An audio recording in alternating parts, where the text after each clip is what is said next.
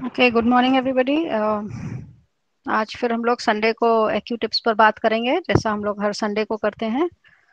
And thank you for joining. And आज फिर हम लोग आधा घंटा नए टॉपिक्स पर बात करेंगे और फिर हाफ एन आवर आपको अच्छे से हम समय देंगे, हर बार की तरह थोड़ा ज़्यादा समय। लोगों के क्वेरीज ज़्यादा हो रही हैं।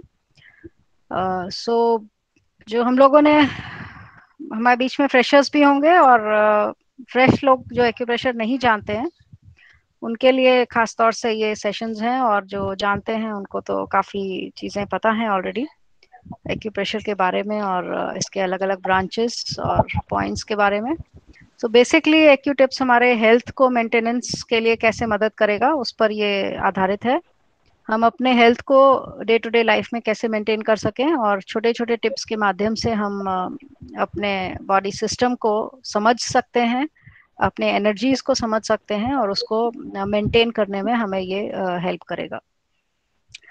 सो एक्यूप्रेशर एक बहुत ही सिंपल टेक्निक है जो आप कई तरीके से काम कर सकते हैं, जैसा हम लोग चर्चा करते आ रहे हैं। और इसका यूज आप प्रेशर से, मैग्नेट्स से, सीड्स से, कलर्स से, कई तरीकों से कर सकते हैं। एवं पंक्चर भी किया जाता है, जिसे इसी की ब्रांच एक्यूपंक्चर कहा जाता है। सो सिंप्लीफाई करने के लिए, सरल बनाने के लिए ये सेशंस रखे गए हैं, जिससे आप आसानी से इसके माध्यम से काम कर सकते हैं। एक रिक्वेस्ट है सभी से, सब लोग अपना ऑडियो ऑफ कर लें, साउंड ऑफ कर लें, जिससे डिस्टरबेंस ना हो, और स्क्रीन प्रेजेंट ना करें, जिससे आपको जो वीडियो डिस्प्लेज होंगे, डेमो होगा, वो क्लियरली दिखेगा, विजिबल होगा। इस सेशंस के रिकॉर्डिंग्स आपको बाद में अवेलेबल होते हैं, जो आप आसानी से देख सकते हैं ग्रुप्स, व्हाट्सएप ग्रुप्स में, और फेसबुक पेज पे, और यूट्यूब चैनल पे। तो 2-3 जगह पे आपको अवेलेबिलिटी है, जैसा आपको कन्वीनियंस होगी। लास्ट टाइम हम लोगों ने जो बात करी थी वो थे टॉपिक्स, कैसे आप नेचुरोपैथी का जो सिस्टम है लेपन का और मड बाथ वगैरह का, उसको आप हाथ पे, हथेली पर, पूरा शरीर है आपके हाथ में, इस पर आप कैसे प्रयोग कर सकते हैं। कलर का, हल्दी के लेप का और मिट्टी के लेप का, तरह तरह से आप कैसे प्रयोग कर सकते हैं, इस पर हम लोगों ने चर्चा करी थी। और आपका जो स्टिमुलस है बाहर से अंदर से, जो तरह तरह के चेतना और संवेदनाएं आ रही हैं और जा रही हैं शरीर में, इनको हमारा मस्तिष्क और हमारा सिस्टम कैसे समझता है, कैसे इंटरप्रेट करता है, इस पर हम लोगों ने बात करी थी। कितनी वैरायटी के एनर्जीज हैं हमारे बॉडी में। और हम लोगों ने एक और छोटा सा टॉपिक लिया था कि हमारे चेहरे पर 2 आईज ऊपर हैं, और नोज और माउथ बीच में है, और नीचे नोज और ईयर्स, सॉरी, बीच में है, और माउथ नीचे है। तो छिद्रों की अगर बात करते हैं, बॉडी होल्स की, बड़े बड़े छिद्र हैं, ये हमारे सेंस ऑर्गन्स जो चेहरे पर विंडोज के रूप में अवेलेबल है, खिड़की दरवाजों के रूप में है। तो इनको अगर हम, इनकी संरचना पे हम लोगों ने बात करी थी कि ये खुले हुए छिद्र हैं, नाक और कान, और ढके हुए छिद्र हैं हमारी आंखें और मुंह। तो किसका प्रयोग कम करना चाहिए, किसका ज्यादा करना चाहिए, ये प्राकृतिक रूप से हमें समझना चाहिए, जैसे हमारे शरीर की बनावट है। इस पर भी हम लोगों ने लास्ट टाइम बात करी थी। और फिर हम लोगों ने बात करी थी अपने ब्रेन और नर्वस सिस्टम के ऊपर, कि हमारे तरह तरह के रख रखाव, शरीर में तरह तरह की कनेक्टिविटी, जो चीजों से संपर्क रखना और उसको मेंटेन करना, शरीर से चीजें बाहर जाना और शरीर के अंदर आना, इन सब का नियंत्रण हमारा मस्तिष्क और हमारी रीढ़ की हड्डी करती है, जिसका उपचार हम लोगों ने चर्चा करी थी 4 फिंगर्स पे। फिंगर नंबर 6-7 लेफ्ट हैंड की 2 बीच की उंगलियां, फिंगर नंबर 9 लेफ्ट थंब, और राइट हैंड की मिडिल फिंगर, फिंगर नंबर 8। तो ये 4 उंगलियों पर आप ब्रेन और स्पाइन से रिलेटेड आसानी से इनका उपचार कर सकते हैं कई तरीकों से। इस पर हम लोगों ने लास्ट टाइम बात करी थी। आज हम लोग जिन टॉपिक्स पर बात करेंगे वो है हमारे इसी कंटिन्यूएशन में, कि हमारी चेतना हम किस किस प्रकार से सेंस कर सकते हैं, जिसे हम सेंस ऑर्गन्स कहते हैं, या हमारी ज्ञानेंद्रियां कहते हैं, और कुछ कर्मेंद्रियां भी हैं। हम लोग छोटे छोटे टॉपिक कवर करेंगे धीरे धीरे। तो इन आंख, नाक, कान, मुंह, स्वाद, स्पर्श, इन चीजों के माध्यम से हम क्या चीजें जान पाते हैं, और कैसे हमारा मस्तिष्क इनको समझ पाता है, इस पर हम लोग थोड़ा सा आज बात करेंगे, अपने सेंस ऑर्गन्स पर। और फिर हम लोग देखने की क्रिया पर बात करेंगे कि आईज हमारी सबसे ज्यादा कॉमनली डिजीज्ड हो जाती हैं हमारे इन छिद्रों में, हमारे इन सेंस ऑर्गन्स में सबसे पहले। और फिर एक दो टिप्स हम लोग छोटी छोटी, जैसा समय रहेगा हम आपसे चर्चा करेंगे। तो आते हैं सबसे पहले हम लोग इसी मस्तिष्क के अलग अलग भाग हैं। और इस जो हेड रीजन है, जो हमारा खोपड़ी है, जो हमारा ऊपर की मंजिल है शरीर की, इसका वेंटिलेशन, इसमें हवा पानी ठीक से आता जाता रहे, इसके लिए हमारे ढांचे में बनाए गई हैं अलग अलग ओपनिंग्स, जिसे आप कान, आंख, नाक और मुंह के रूप में प्रधान रूप से देखते हैं। किसी किसी के ओपनिंग सर में निकल आती हैं और वो फोड़े फुंसी के रूप में दाने निकल आते हैं और फटने लगता है। यानी कि वेस्टेज अगर हमारा इन छिद्रों से नहीं निकल रहा है तो कहीं और से निकलने लगता है और वो बीमारी का रूप ले लेता है। तो हम कुछ चीजें अंदर रिसीव कर रहे हैं अपने सेंस ऑर्गन से, और कुछ चीजें हम बाहर थ्रू आउट करते रहते हैं। वेस्ट आप देखते रहते होंगे, इन छिद्रों से वेस्ट भी निकलता रहता है। तो इन्हीं पर बात करेंगे। पहला है हमारा सुनने की क्रिया, यानी लिसनिंग की प्रॉपर्टी। और लिसनिंग या सुनने के लिए हमारे रिस्पॉन्सिबल हैं, हमारे बहुत जरूरी जो ऑर्गन्स हैं वो है हमारे दो कान। तो कान एक इंस्ट्रूमेंट है, एक टूल है, जिसके माध्यम से साउंड की जो एनर्जी है वो बाहर से अंदर जा रही है, हमारे इस ब्रह्मांड के अंदर, हमारे इस शरीर के अंदर, हमारे इस मस्तिष्क के अंदर जा रही है साउंड एनर्जी। ये साउंड एनर्जी कान के अलग अलग अलग अलग टुकड़े होते हैं जो रिसीव कर रहे हैं, उसका प्रोसेस हो रहा है। इसको सुनना एक क्रिया है, इस साउंड एनर्जी को लेके ट्रैवल करके ब्रेन के अंदर ले जाना दूसरी क्रिया है, ब्रेन के अंदर गई और उसको इंटरप्रेट करना, उसको परिवर्तित करना नर्व की एनर्जी में, वो एक तीसरी क्रिया है। तो इस प्रकार से ये तीन क्रियाएं होती हैं। और फिर जो हम समझते हैं कि अच्छा इस आवाज का ये अर्थ हुआ, ये आवाज आई मतलब किसी चिड़िया की आवाज आई, या ये आवाज आई मतलब कोई बगल में बैठ के आपको पुकार रहा है, या ये आवाज आई तो कुछ प्रेशर कुकर की सीटी बोली, या अलग अलग तरीके की आवाजें हो सकती हैं आपकी, बाहर की प्रकृति की, आसपास की, या कई बार अंदर की भी आवाजें, जैसे गुड़ गुड़ गड़गड़ होना शरीर में। तो जो भी साउंड्स हैं वो हमारे इस इंस्ट्रूमेंट से हम सुनते हैं, जिसे हम कान कहते हैं। और कान के खुद की प्रॉब्लम हो सकती है, या कान उस साउंड एनर्जी को आपके मस्तिष्क में जिस चैनल से ले जा रहा है, जिन नर्व्स के माध्यम से ले जा रहा है, उन नर्व्स में प्रॉब्लम हो सकती है।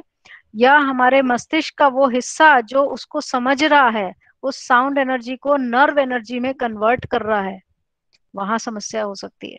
इसके कारण हम कई चीजों को ठीक से सुन सुन नहीं पाते, और सुन पाते हैं तो समझ नहीं पाते हैं।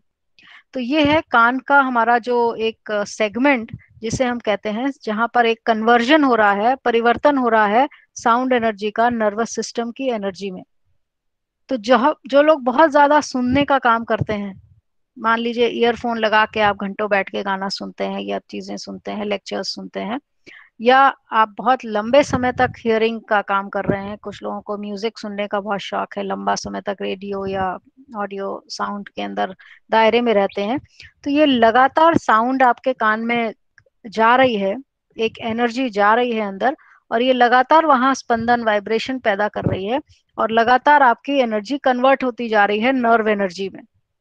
तो आप सोच रहे होंगे आपका ब्रेन कितना गर्म हो जाता होगा। तो ये सप्लाई ऑफ एनर्जी एक लिमिट में होना चाहिए, और उसके कारण हमारा ये कान का इंस्ट्रूमेंट और हमारे जो नर्व्स हैं जो उनको ले जाती हैं, और मस्तिष्क का वो भाग जहां पर ये परिवर्तित हो रहा है नर्वस सिस्टम में, नर्व एनर्जी में, ये तीनों भाग सुरक्षित रहेंगे अगर हम इसका संतुलित प्रयोग करेंगे।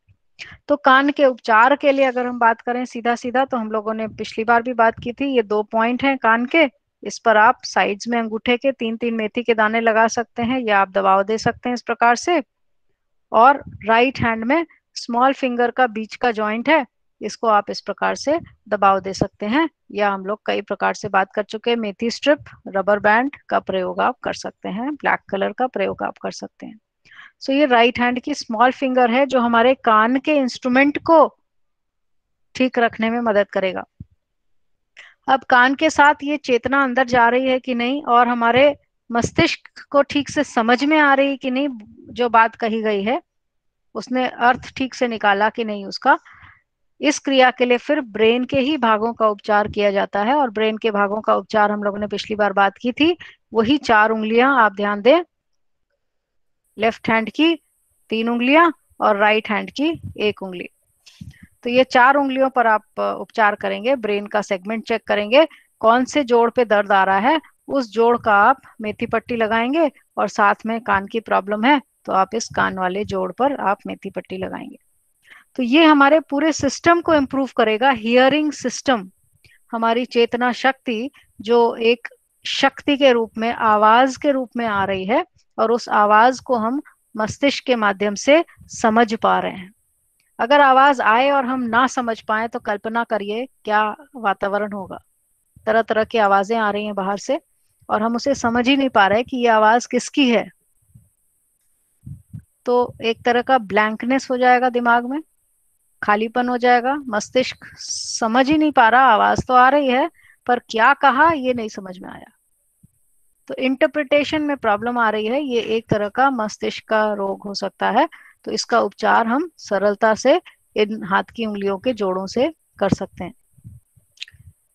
इसी प्रकार आइए देखते हैं देखने की क्रिया। हमारी आंखें हमें देखने में मदद करती हैं, और आप बहुत कुछ देख सकते हैं, सुन सकते हैं आसानी से इन इंद्रियों का प्रयोग करके। तो देखने की क्रिया भी बहुत सरल नहीं है। ये जो खिड़की दरवाजे बनाए हैं ऊपर वाले ने, इसमें अलग अलग प्रकार की ऊर्जा आ रही है, जा रही है, और उसका अलग अलग प्रकार से हमारा मस्तिष्क उसका कैलकुलेशन करता है और उसको समझने में हमारी मदद करता है। जब आप समझेंगे उस चीज को, तभी आप उसका रिस्पॉन्ड करेंगे या आप कोई क्रिया करेंगे उसके प्रति। तो ये पहला स्टेप है जो हमें मदद करेगा हमारी इंद्रियों को जानने में। तो आंखों पर आते हैं। मस्तिष्क हमारा सुन रहा है कानों के माध्यम से। अब आते हैं, देखते हैं मस्तिष्क हमारा देखता भी है क्या। तो जो भी चीजें हम आंखों के माध्यम से देख रहे हैं वो सब मस्तिष्क में हमारी स्टोर होती जाती हैं। तो ये मस्तिष्क के अंदर आंखों के छिद्रों के माध्यम से लाइट की रेज जाती हैं। आंख में एक छोटा सा छेद होता है जिसे प्यूपिल कहते हैं। तो इसके अंदर से लाइट की किरणें जा रही हैं अंदर, और ये किरणें फोकस करी जाती हैं। जैसे आप कई बार मोबाइल से फोटो खींचते हैं, तो वो तो आजकल मोबाइल में ऑटो सेटअप्स हो गए हैं, कई में सिंगल, कई में डबल ड्यूअल कैमरास होते हैं। पहले एक कैमरा आया करता था जिसमें आप फोकस सेट करते थे घुमा के, या बाइनोक्यूलर होता है, दूरबीन होती है जो दूर देखने में काम आती है, उसमें भी आप फोकस सेट करते हैं घुमा करके बटन। तो उस प्रकार का ही एक कैमरा हमारे सिस्टम में लगा हुआ है जिसे हम आंख कहते हैं, और आंख में भी फोकस सेट किया जाता है ऑटोमेटिकली। तो जब ये लाइट की किरणें हमारी आंख में जा रही हैं तो हमारा ये फोकस आंखें सेट करती हैं। आंख का जो लेंस है वो अपने आप से बड़ा चौड़ा चपटा होता रहता है, और उसके माध्यम से वो किरणें जा करके केंद्रित हो जाती हैं अंदर एक परत पे, जिसे आप रेटिना कहते हैं आंख के अंदर। तो वहां जब केंद्रित हो गई तभी वो कोई चित्र बनाएगा, बाहर की चीजों को अंदर दिखाएगा शरीर के अंदर, आंखों के अंदर। तो इस प्रकार से ये फोकस का कार्य कर रही हैं आंखें। फिर ये अंदर जा करके उस चेतना शक्ति को मस्तिष्क के अंदर ले जा रही हैं, उस दृश्य को मस्तिष्क के अंदर ले जा रही हैं। ये तो आंख के इंस्ट्रूमेंट का काम हुआ जो बाहर टूल जैसे कान आवाजों को केंद्रित करके आपको ब्रेन के भाग में ले जा रहा है। ऐसे ही आंख रोशनी की किरणों को, लाइट एनर्जी को केंद्रित कर करके आपके मस्तिष्क के अंदर ले जा रही है। और वहां पर उस ले जाने के रास्ते में, जिसे आप ऑप्टिक नर्व, आंख की नर्व कहते हैं प्रमुख रूप से, वहां समस्या हो सकती है, ले जाने का रास्ता ब्लॉक हो सकता है, दब सकता है। या पीछे जहां पे मस्तिष्क उस पिक्चर को समझ रहा है, इंटरप्रेट कर रहा है, कन्वर्ट कर रहा है लाइट एनर्जी को नर्व एनर्जी में, वहां कन्वर्जन में प्रॉब्लम आ सकती है कि एक स्वरूप की ऊर्जा दूसरे स्वरूप में परिवर्तित हो पा रही है कि नहीं हो पा रही है। तो फिर हर इंद्रिय में ये 3 क्रियाएं हो रही हैं।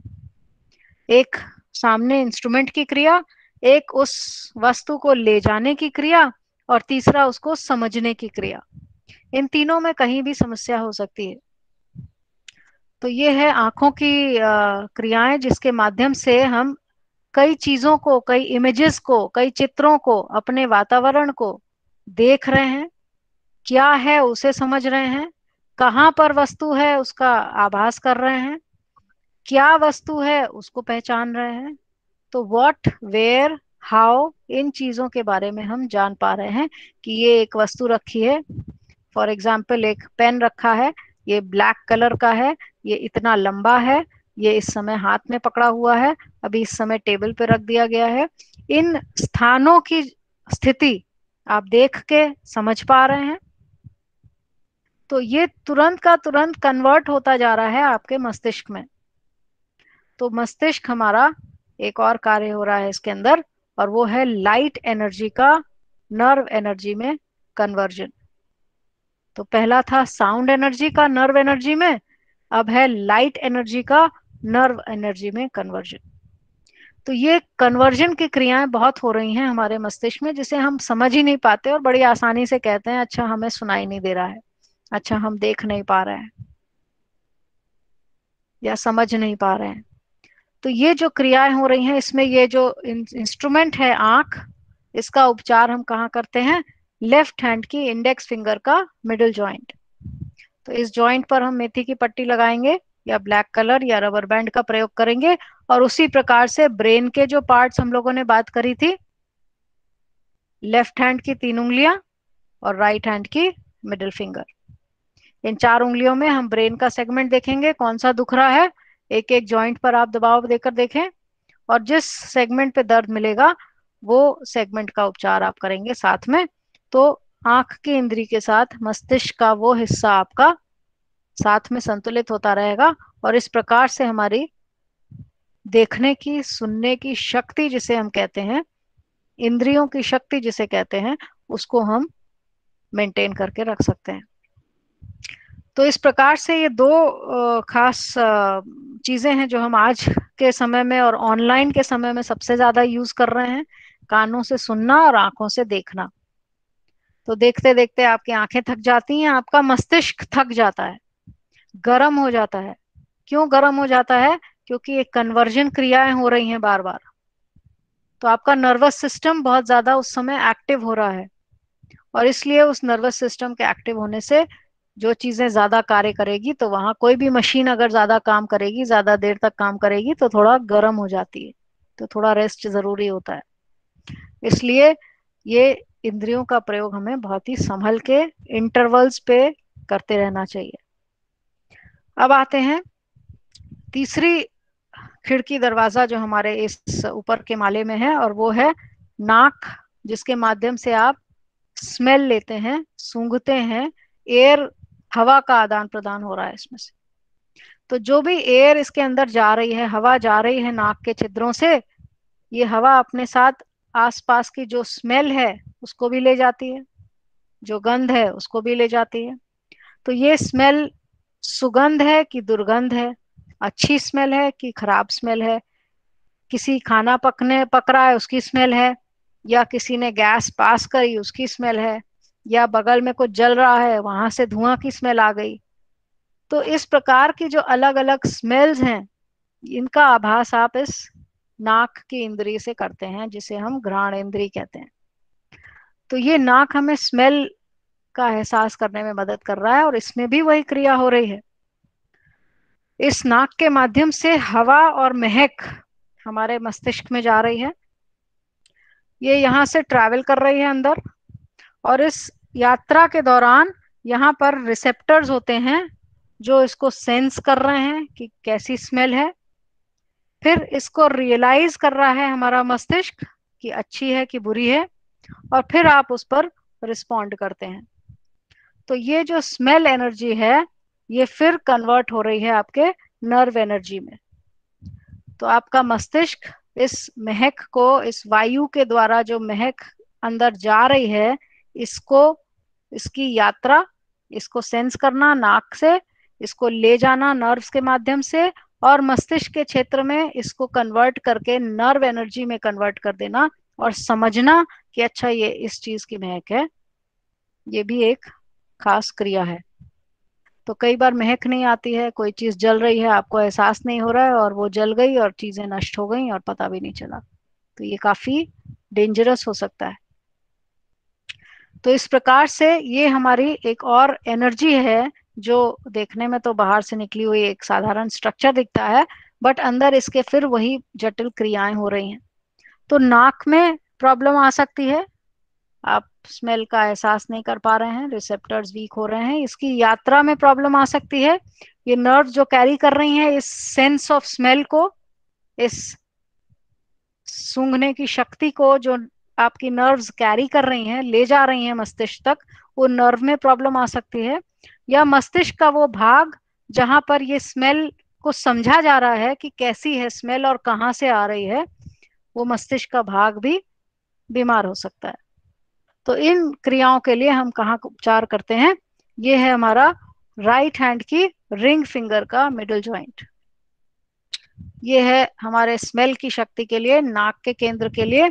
और यहाँ पर आप राइट हैंड की मिडिल फिंगर पर, मिडिल जॉइंट पर आप मेथी की स्ट्रिप या ब्लैक कलर या रबर बैंड लगा सकते हैं। और फिर उसी प्रकार ब्रेन के ये 4 उंगलियों पर आप चेक चेक करेंगे कि ब्रेन के कौन से टुकड़े पर इसका प्रभाव ज्यादा आ रहा है, और उस टुकड़े का खास आप जोड़ों पर जा करके चेक करके उपचार करेंगे। जिस जॉइंट पे दर्द है उस जॉइंट पर मेथी पट्टी लगाएं, साथ में right ring finger middle joint, ये नाक के लिए।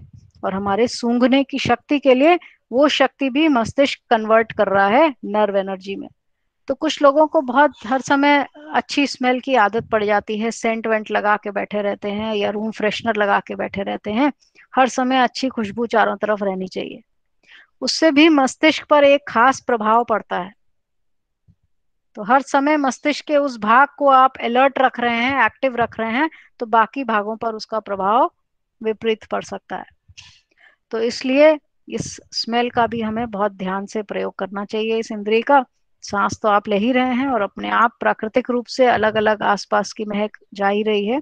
तो ये भी एक जटिल क्रिया लगातार चल रही है आपके इस ऊपर के माले में, ये हमेशा काम करता जा रहा है, आप नहीं भी चाह रहे हैं तब भी ये काम कर रहा है। तो इस प्रकार से ये एक और इंद्रिय का प्रयोग हम लोगों ने यहाँ समझने का प्रयास किया। तो हमारा मस्तिष्क सूंघता भी है, हमारा मस्तिष्क मस्तिष्क हमारा ब्रेन सुन भी रहा है, हमारा ब्रेन देख भी रहा है, और हमारा ब्रेन सूंघ भी रहा है। ये बहुत ही विचित्रता है हमारे मानव शरीर की। और यही सब प्राकृतिक क्रियाएं अगर ठीक से ना हो तो हम कह देते हैं बीमारी आ गई है, चाहे वो मस्तिष्क की हो या खास किसी इंद्री की हो। आपस में सीधा संबंध है इनका। क्योंकि एक कमरे के अगर खिड़की दरवाजे आप खोल दें तो हवा, महक और आवाजें सब आदान प्रदान होना शुरू हो जाता है अच्छे से। और वही खिड़की दरवाजे सब बंद कर दें, और अक्सर लोग एसी चला के बैठ जाते हैं, तो वो बाहर के वातावरण से एकदम बंद हो जाते हैं, और आप सब इंद्रियां अपनी बंद करके बैठ जाएं, तो आपका ये अंदर का माला थोड़ा ज्यादा अलर्ट और एक्टिव हो जाता है, जिसे आप ध्यान केंद्रित करने में प्रयोग करते हैं सारी इंद्रियों को बंद करके। तो वो भी आप थोड़े ही समय के लिए करते हैं, हर समय तो नहीं कर सकते, प्राकृतिक रूप से आप इंद्रियों का प्रयोग कर रहे हैं। तो ये थी हमारी 3 इंद्रियां, कान, आंख और नाक, जो हमारे मस्तिष्क के अलग अलग भागों को कार्य करने में मदद करती हैं। अब आते हैं चौथे इंद्रिय पर, और वो है टेस्ट यानी स्वाद लेना, जो आजकल के लॉकडाउन पीरियड में ज्यादा हाइपर एक्टिव हो गया है लोगों का। तो ये टेस्ट यानी contact of food and liquid, जो भोजन और पानी आप लेते हैं अपने अंदर, वो जीभ पर टच करता है, तभी आपको स्वाद आता है। तो इस प्रकार से ये टेस्ट हमेशा स्पर्श से संबंधित है। कोई ना कोई मटेरियल आपके टंग में, जीभ में स्पर्श करेगा, और तभी वो जीभ के जो टेस्ट बड्स हैं, स्वाद को एहसास कराने वाली जो रिसेप्टर्स हैं, जो कण हैं जीभ के अंदर, वो आपको स्वाद का एहसास कराते हैं। तो ये जीभ में टेस्ट बड्स मदद करेंगे आपको स्वाद लेने में। कितनी देर तक वो भोजन या पानी मुंह के अंदर है, उतनी देर तक आपको स्वाद आता रहेगा। तो इसलिए ज्यादा देर तक मुंह में चीजों को रखें, उसको ज्यादा चबाया जाता है, कहा जाता है, जिससे कि वो एकदम डिजॉल्व हो जाए, तरल पदार्थ के रूप में परिवर्तित हो जाए। उससे आपका स्वाद और सेटिस्फैक्शन भी ज्यादा होगा। भोजन पानी आप मात्रा भी कम लेंगे शरीर में, और आपका स्वाद इंद्री भी ज्यादा, थोड़े से में ज्यादा एक्टिव रहेगी।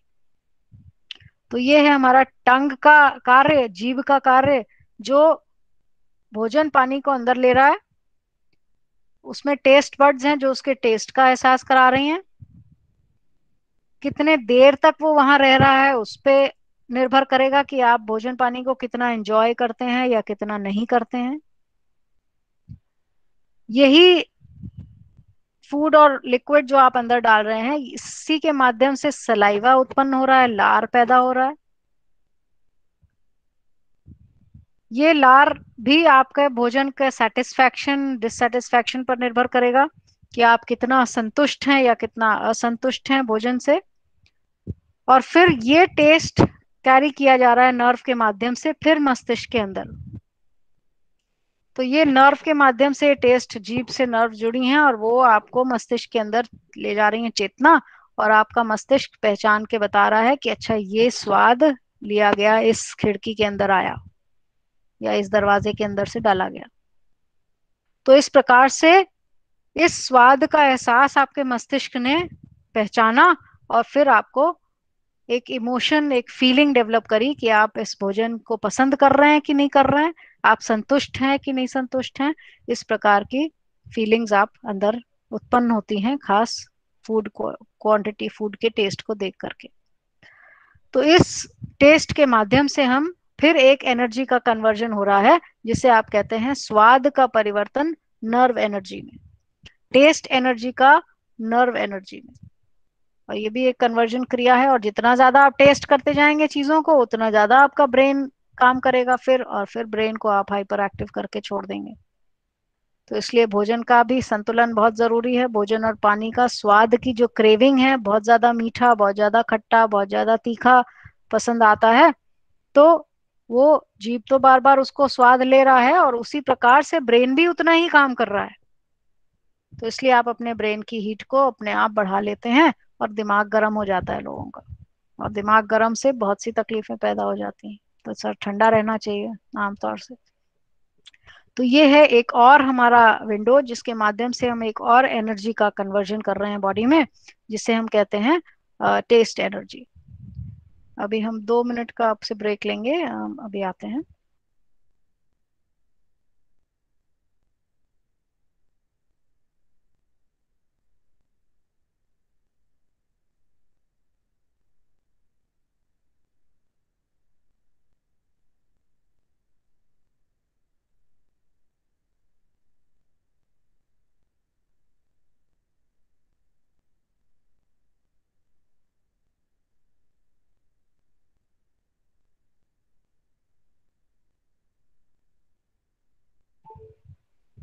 Okay, sorry for the interruption. So एक विंडो बंद हो रही थी, and that was the laptop charger, इसलिए आपको ब्रेक करना पड़ा 2 मिनट।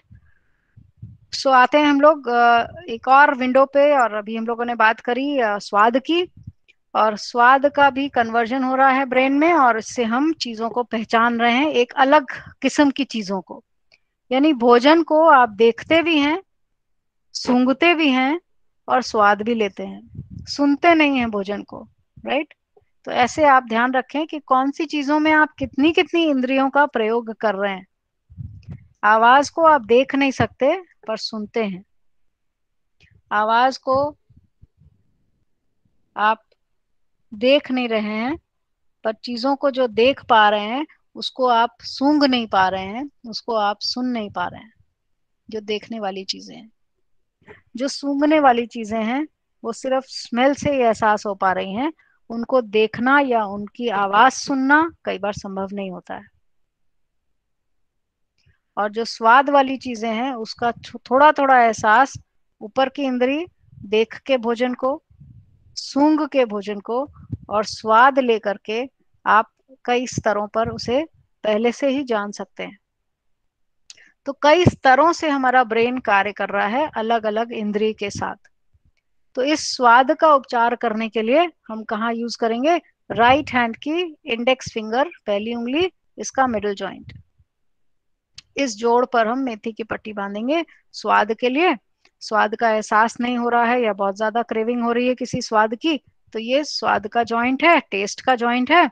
और इसी के साथ हम मस्तिष्क के वही 4 उंगलियों का प्रयोग करेंगे कि हमारे इस टेस्ट का जो कन्वर्जन हो रहा है ब्रेन में नर्व एनर्जी में, या कोई चैनल ब्लॉक है, दबा हुआ है, प्रेशर पड़ रहा है ब्रेन के अंदर, तो उस चैनल को भी ये ब्रेन के सेगमेंट्स ठीक करने में मदद करेंगे। तो इन जॉइंट्स पर आप दबाव देकर देखेंगे कौन सा जॉइंट दुख रहा है, उस जॉइंट का उपचार करें और साथ में टेस्ट के जॉइंट का उपचार करें। तो हमारा ये जो विंडो है, इससे आदान प्रदान बाहर और अंदर, मस्तिष्क के अंदर और मस्तिष्क के बाहर, इन दोनों क्षेत्रों पे प्रभाव और इसका चैनल इंप्रूव करने लगेगा। तो ये है हमारी चौथी प्रमुख इंद्रिय। और अंतिम जो प्रमुख इंद्रिय ज्ञान इंद्रिय के रूप में अगर हम बात करें तो वो है स्पर्श या टच। यानी हमारा ब्रेन भी स्वाद लेता है, चीजों का स्वाद लेता है, कई बार देख के स्वाद ले लेता है, कई बार सूंघ के स्वाद ले लेता है, और कई बार एक्चुअल में स्वाद लेता है। तो आप सोचें आपका ब्रेन कितना ज्यादा अलर्ट और एक्टिव रहता है हर समय, फिर भी हम कहते हैं कि हमारा मस्तिष्क काम नहीं कर रहा है। तो इतने सारे काम हैं इसके पास और ऑटोमेटिक हो रहे हैं जिसका हमें एहसास तक नहीं होता है। तो अब आते हैं चौथे खास कार्य पर, और वो है स्पर्श यानी टच। ये टच कई प्रकार के हो सकते हैं, जैसे खुद का टच, आपको अपने कोई नई चीज का एहसास हुआ, अपने अंदर की कोई नई ऊर्जा का एहसास हुआ, उसे भी आप कहते हैं सेल्फ टच। आपका स्पर्श अलग अलग व्यक्तियों से होता है, मदर का एक बच्चे का और माँ का संबंध, तो मदर का स्पर्श कैसा होता है, आपके हस्बैंड और वाइफ के बीच का स्पर्श कैसा है, बच्चों का स्पर्श कैसा है, कोई छोटा बच्चा है उसको छूने में आपको कैसा एहसास होता है, भाई बहन का स्पर्श कैसा होता है।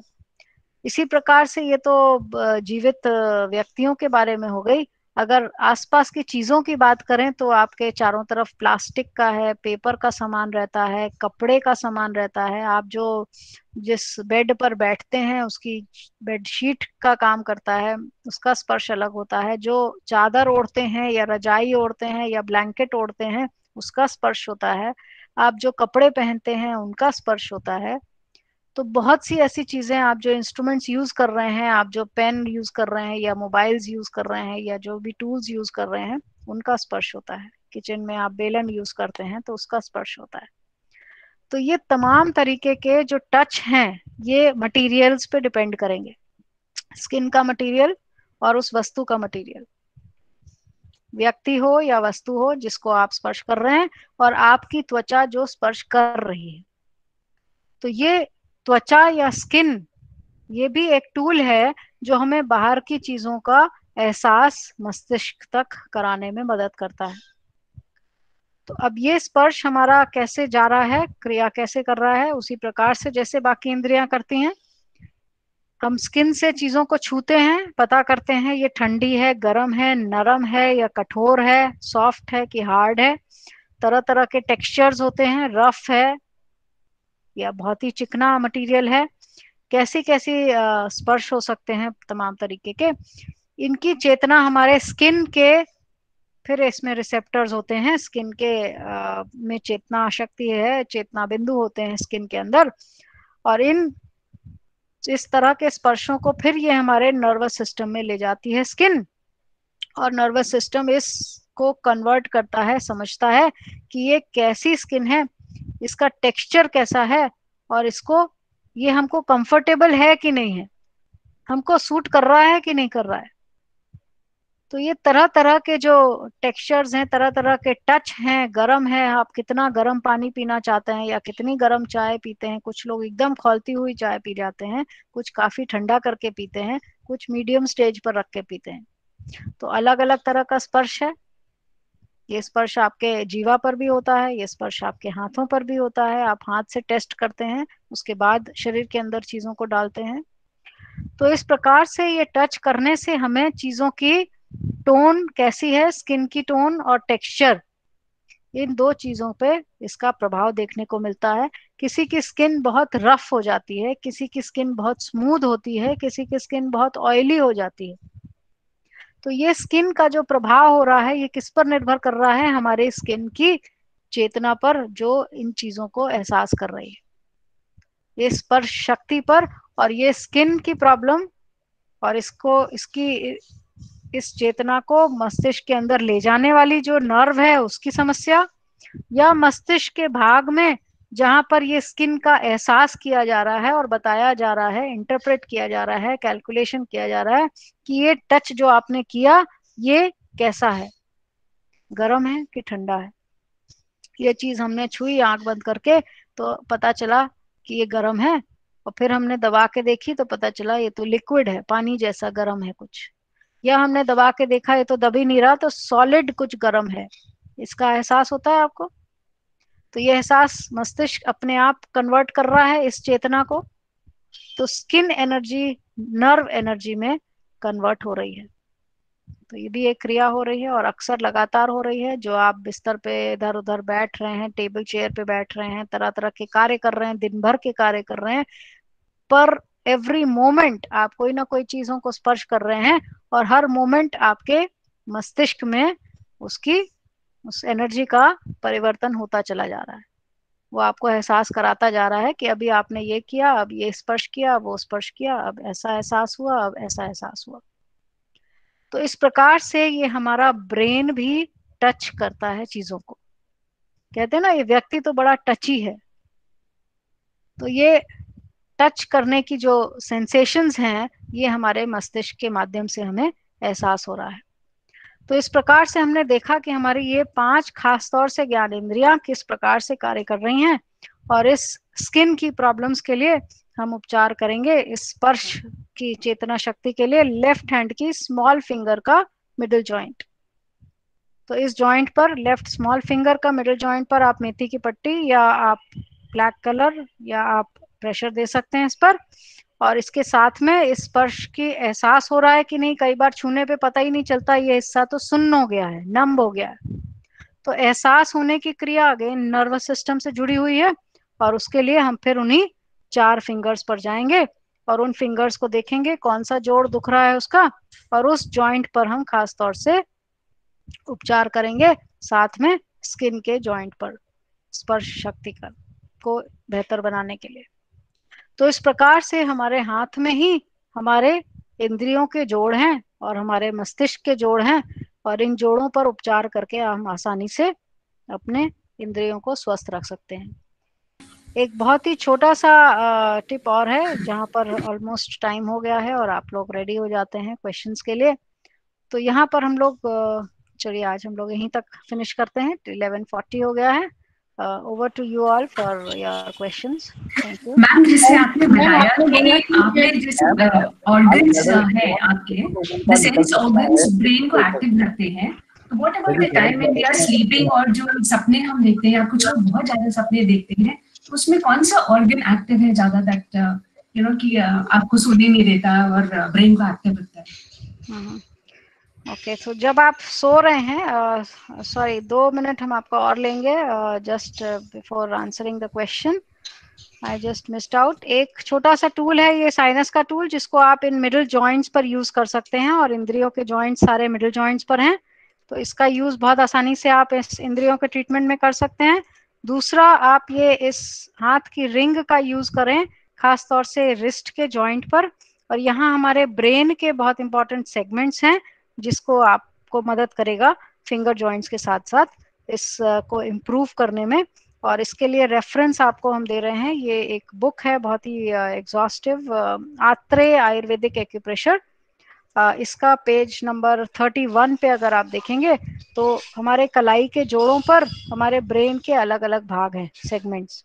तो अगर रिंग मसाज हम कलाई के जोड़ पर करते हैं तो हमारे ब्रेन के अलग अलग सेगमेंट्स पर उनका प्रभाव जा रहा है और बहुत तेजी से उसका असर आपको दिखने लगेगा।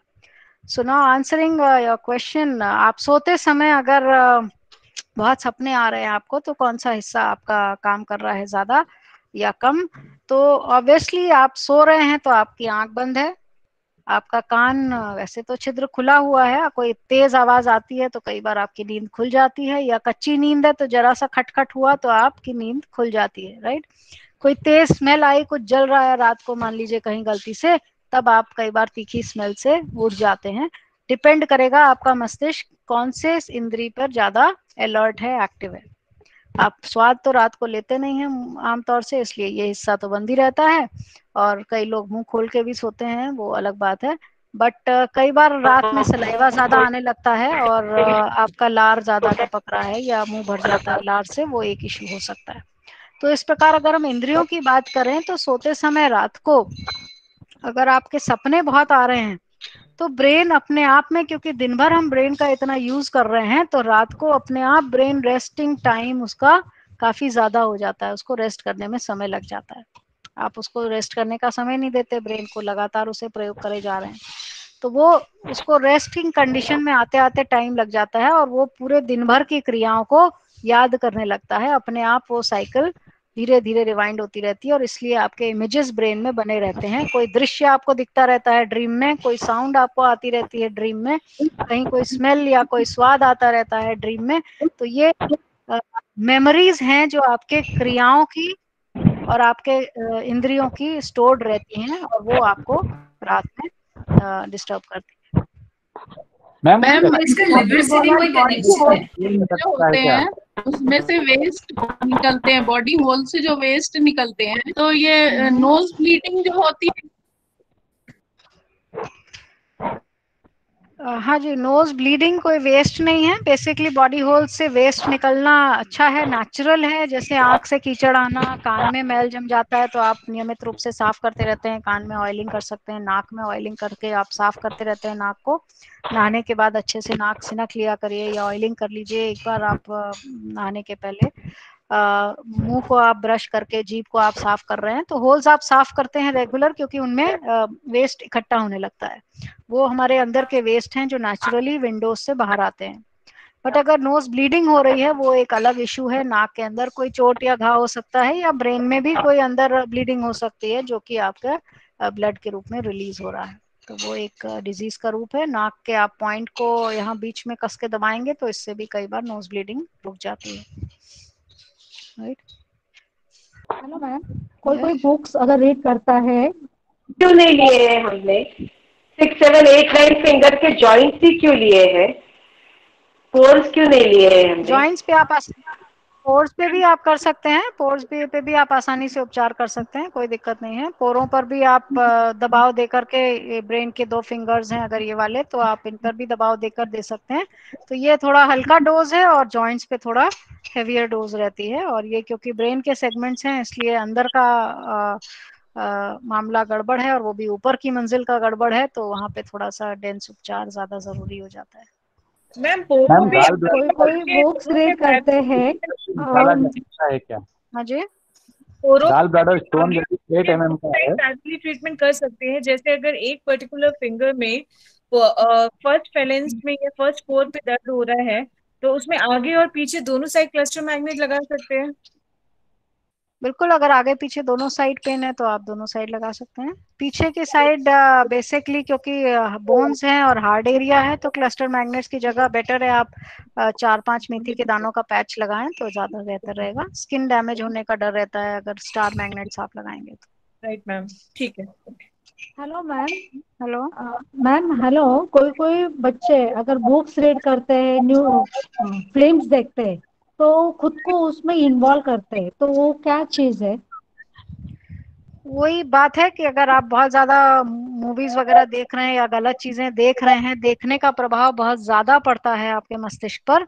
और कोई भी चीज आप टीवी कंप्यूटर पे देख रहे हैं तो वहां देखना और सुनना 2 चीजें लगातार आप करते हैं, और इन दोनों के माध्यम से ब्रेन में काफी चीजें स्टोर हो रही हैं। कुछ पिक्चर्स स्टोर हो रही हैं, कुछ साउंड स्टोर हो रही है, तो वो ब्रेन से निकलने में समय लग जाता है और आपका मस्तिष्क उस पर हावी होने लगता है। वो चीजें आपके मस्तिष्क पर हावी होने लगती हैं, और फिर ब्रेन आपका उस तरह से एक्ट, कहते हैं ना जिस तरह का अभ्यास कर लीजिए वैसी आदत पड़ने लगती है। Practice makes a man perfect. तो जो चीजों की आप प्रैक्टिस डाल लेंगे, जो चीजें आप रेगुलर करते जाएंगे, उस तरह की आपको आदत पड़ती जाएगी। और अगर आप गलत चीजें देखने की आदत डाल लेंगे तो गलत चीजें देखने की आदत पड़ने लगेगी और मस्तिष्क गलत चीजों को देखने और सुनने के प्रति क्रेविंग शुरू हो जाएगी। जैसे एक स्वाद की क्रेविंग होती है कि किसी व्यक्ति को मीठा पसंद है तो वो मीठा ही खाना बहुत ज्यादा चाहता है, रोक नहीं पाता। वैसे ही देखने की क्रेविंग होती है कि हमें ये चीज देखनी है, यही पसंद है हमें, तो वो देखने की एक बीमारी पैदा होने लगती है। इन्हीं को हम इंद्रियों की और मस्तिष्क की बीमारियों के रूप में समझ सकते हैं। नहीं, उनको लगता है वो जैसे वो कोई फिल्म देखेंगे तो उनको लगता है वो फिल्म और हमारी लाइफ सेम है, हम्म। वही ऐसा कह वो रहे हैं, सोचते हैं। मूवीज और स्टोरीज देखने में कई बार आप बहुत ज्यादा इमोशनल हो जाते हैं, वो भी आपके ब्रेन से रिलेटेड है। हर व्यक्ति का इमोशनल स्टेटस अलग अलग है। कोई बहुत सेंसिटिव है, किसी को कोई सीन देखा तो रोना आ गया एकदम से, या कोई हंसी मजाक का सीन देखा तो वहां पे मूवी में कोई हंस रहा है तो आप भी जोर जोर से अपने कमरे में हंस रहे हैं, राइट। तो ऐसा आप स्पॉन्टेनियस रिएक्ट करते हैं, तो ये कई बार नेचुरल भी है, क्योंकि अगर आप छोटे बच्चे के रूप में देखें तो एक बच्चा एकदम खिलखिला के हंसता है और खिलखिला के रोता है। तो ये एक नेचुरल क्रिया है, बट अगर ये आपको बहुत ज्यादा प्रभावित कर रही है तो डेफिनेटली आप ब्रेन के सेगमेंट्स को चेक कर लीजिए और उन जॉइंट्स पे जिस पे दर्द हो आप उन पर उपचार करें। आप देखेंगे धीरे धीरे आप स्टेबल होने लगेंगे। और मैम, पिछले बार हेलो आपने मैम। बताया था ग्रे कलर की नेल पेंट लगाने के बाद और लेडीज की पेन कम हुई, तो हर बार सबको ग्रे कलर लगाना चाहिए क्या? नहीं नहीं, हर बार नहीं लगाइए। हर बार लगाने से ग्रे कलर आपका 9 नंबर एनर्जी का है, वो ज्यादा एक्टिव हो जाएगी। तो वो एक एग्जाम्पल बताया था हमने कि जैसे कि एक एग्जाम्पल वो था लास्ट वीक का, फिर इस वीक का एक और एग्जाम्पल आपको हम देना चाहेंगे कि एक पेशेंट हैं जो कि नॉर्मली सब अपना काम करती रहती थी, बट उनका ब्रेन की इंजरी हुई और डैमेज हुआ ब्रेन में। चोट नहीं लगी, बट इंटरनल डिजेनरेशन ब्रेन में, एज रिलेटेड डिजेनरेशन, उम्र के साथ जैसे जैसे ब्रेन सूखने लगता है आमतौर से, वैसा शुरू हो गया उनको, और वो अपने दिनचर्या के कार्य करने में असमर्थ होने लगी। क्या रखा है, कैसे काम करना है, क्या करना है, वो नहीं कर पा रही थी। तो उन्होंने एक हफ्ता उनको बहुत इंप्रूवमेंट आया पॉइंट से, और अगले हफ्ते एकदम से हालत खराब हो गई। तो जब अगले हफ्ते आई हमारे पास, हमने देखा यहाँ पर सारा उन्होंने ब्राउन कलर की नेल पेंट लगा रखी, पैर में नेल्स पर रेड कलर के नेल पेंट, उसमें व्हाइट व्हाइट स्पॉट्स से सजा रखा है। तो हमने तुरंत कहा पहले आप नेल पेंट हटाइए, फिर हमको 3-4 दिन में रिस्पॉन्स बताइए। तो वो जिस दिन से लगाया उस दिन से मस्तिष्क में प्रभाव आना शुरू हो जाता है, और आपके नेल्स का सीधा सीधा प्रभाव ब्रेन पर पड़ता है। तो आप अभी बैठे हैं तो आप नेल्स रब करेंगे तो आप देखेंगे ब्रेन पर प्रभाव आपको तुरंत दिखने लगेगा। तो इसलिए नेल पेंट्स आप सोच समझ के ना ही लगाएं तो बेहतर है, क्योंकि ये वेंटिलेशन रहना चाहिए, हवा पानी जाते आते रहना चाहिए। फिंगर टिप्स हैं जहां आपके सारे एनर्जी चैनल्स स्टार्ट होते हैं और एंड होते हैं। तो ये टिप्स बहुत ही महत्वपूर्ण है हाथ पैर के। इनको साफ रखना और इनको खुला रखना ज्यादा जरूरी है।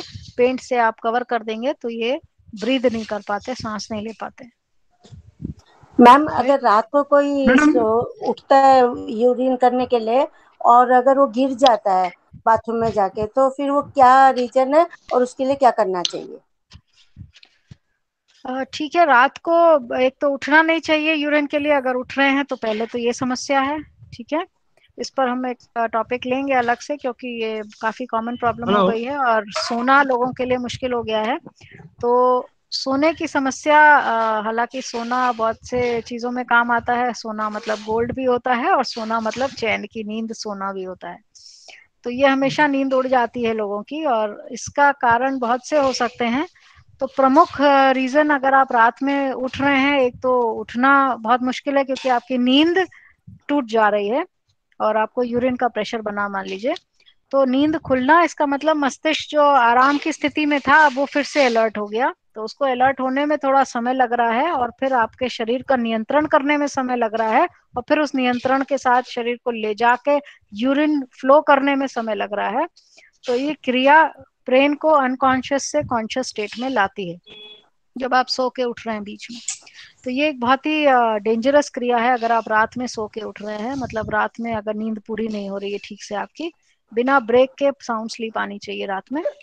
तो यूरिन की समस्या रात में है तो सबसे पहले आप राइट हैंड की इंडेक्स फिंगर पे अपर जॉइंट पे आप मेथी पट्टी बांधना शुरू करिए।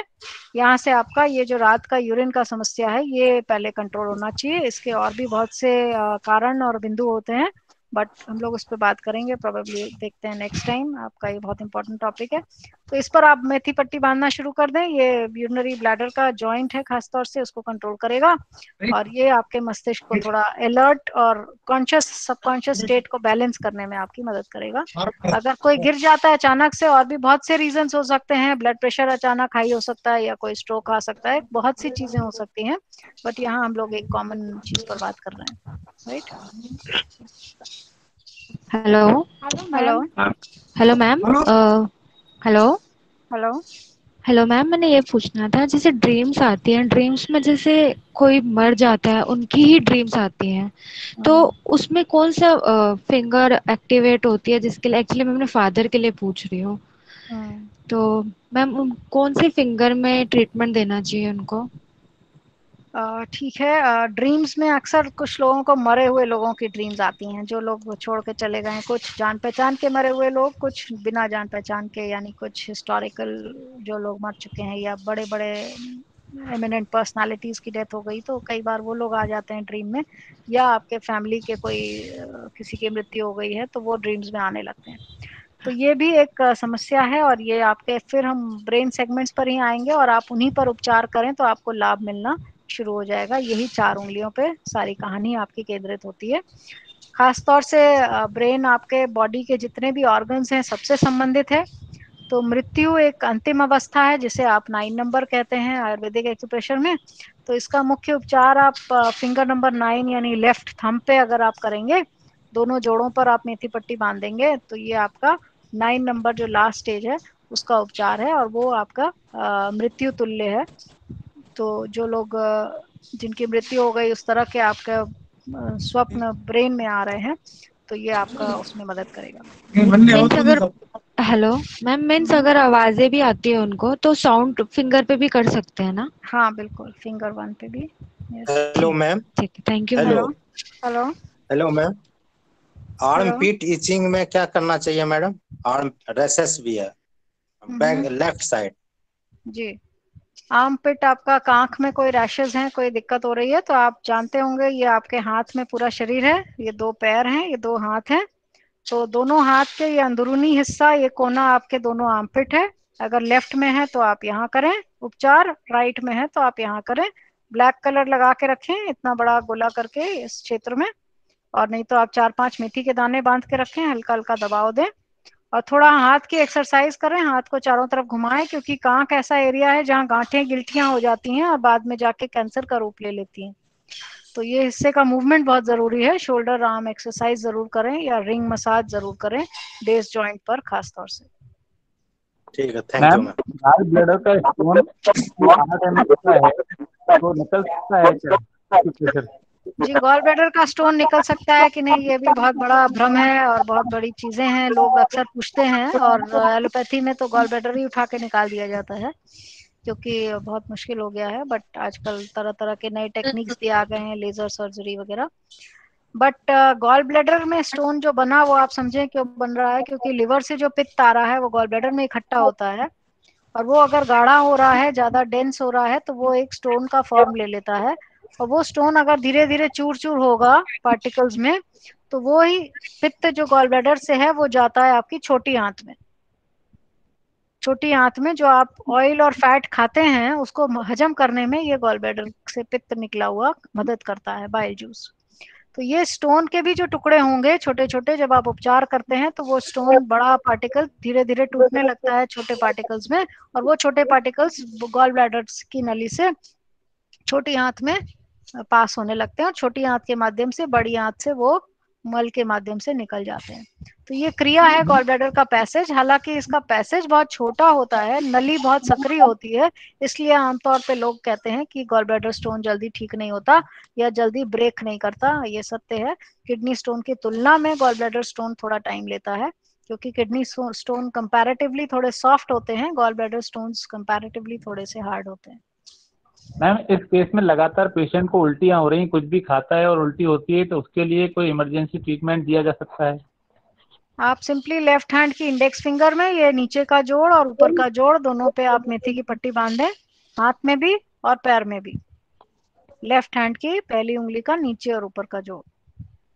थैंक यू उसको मैम। नियमित रूप से बांधे रहें। Hello ma'am. Ma'am T1 and T2 का बोन की ग्रोथ नहीं हुई, 80 साल की लड़की, और वो अभी बाहर आ रहा है।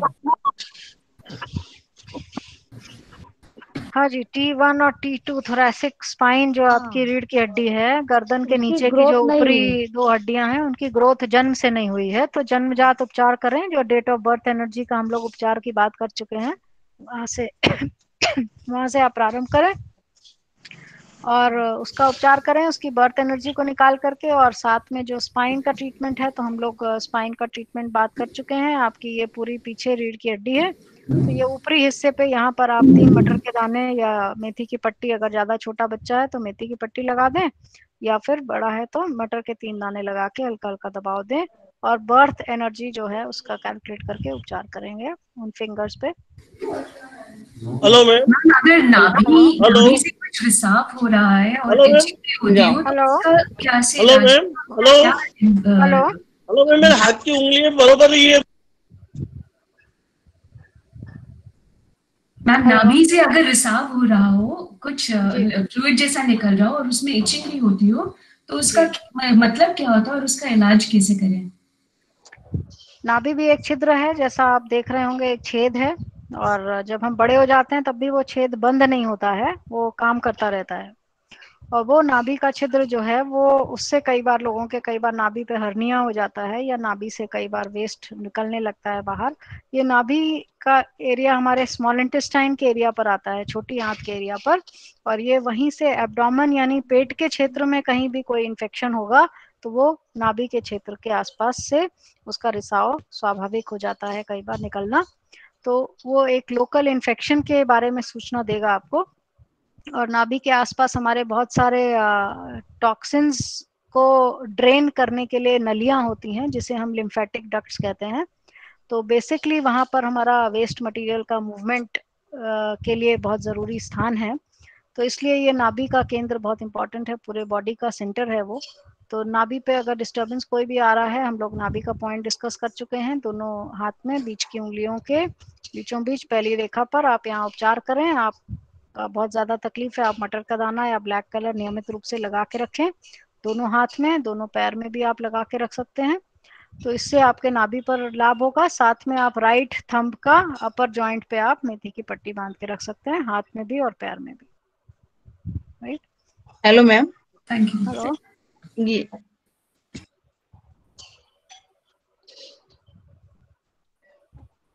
Hello ma'am. Hello hello ma'am, वो आपको बोली थी ना मैं T1 T2 का, लेकिन वो बाहर आ रहा है ऐसा, वो बोन्स ऐसे बाहर आ रहा है और डॉक्टर बोल रहे हैं वो बढ़ता ही जाएगा। हाँ, तो बर्थ एनर्जी का ट्रीटमेंट करिए और आप लोकल ट्रीटमेंट करिए इस क्षेत्र का, उतना आप उपचार करना शुरू कर सकते हैं। बाकी कोई डिटेल ट्रीटमेंट करना होगा तो आप पर्सनली कांटेक्ट कर सकते हैं अलग से, पेशेंट का केस हिस्ट्री भेज के। मैम खाने के बाद पेट फूलता है तो क्या करना चाहिए? खाने के बाद पेट फूलता है तो पहला काम है खाना कम करिए।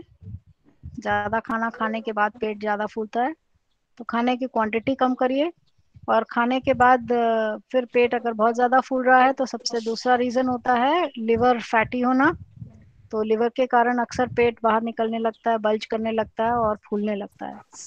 तो लिवर का पॉइंट हम लोग बात कर चुके हैं, लेफ्ट हैंड में इस एरिया में आता है। इस एरिया पर आप 2 मटर के दाने या क्लस्टर स्टार मैग्नेट आप लगा सकते हैं। तो ये लिवर के कारण अक्सर फूलता है पेट।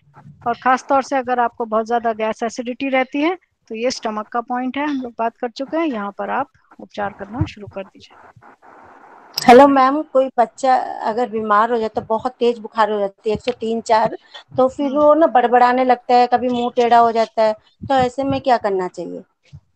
तेज बुखार होगा तो कोई भी दिक्कत करेगा, क्योंकि तेज बुखार होने से मस्तिष्क पे असर जाने की संभावना होती है, और मस्तिष्क पे असर जाने से इंद्रियों पे प्रभाव बहुत तेज आ जाता है। तो इसीलिए व्यक्ति बड़बड़ाने लगता है, या उसको पैरालिटिक होने का संभावना रहती है, या अचानक से ब्रेन में इन्फेक्शन होने की संभावना हो जाती है, मेनिंजाइटिस की संभावना हो जाती है। मुंह भी तो टेढ़ा हो जाता है। फीवर को हाई नहीं होने देना चाहिए, पहला कारण है। तो बुखार के लिए फिर हम लोग बात करेंगे लेफ्ट हैंड की इंडेक्स फिंगर के ऊपर के जोड़ पर आप मेथी पट्टी बांधें, और स्मॉल फिंगर के भी ऊपर के जोड़ पर आप मेथी पट्टी बांधें, दोनों लेफ्ट हैंड में। अगर बुखार बहुत तेज है तो इसको कंट्रोल करने के लिए हाई फीवर को ऊपर के दोनों जोड़ों पे आप मेथी की पट्टी हाथ में, और इससे भी नहीं हो रहा है तो पैर में आप ये दोनों उपचार कर दें तो हाई फीवर धीरे धीरे कम आने लगेगा। जब नॉर्मल आ जाए, मतलब धीरे में धीमा हो जाए, 100 के नीचे आने लगे, तो आप इनके नीचे के जोड़ों पर उपचार शुरू कर दीजिए, तो वो धीरे धीरे नॉर्मलाइज होने लगेगा। Thank you ma'am. Hello ma'am. Hello ma'am, रात में मेथी पट्टी और क्या मैं 6 स्टार मैग्नेट एक साथ लगा सकते हैं क्या? 6 स्टार मैग्नेट वही पैर पे?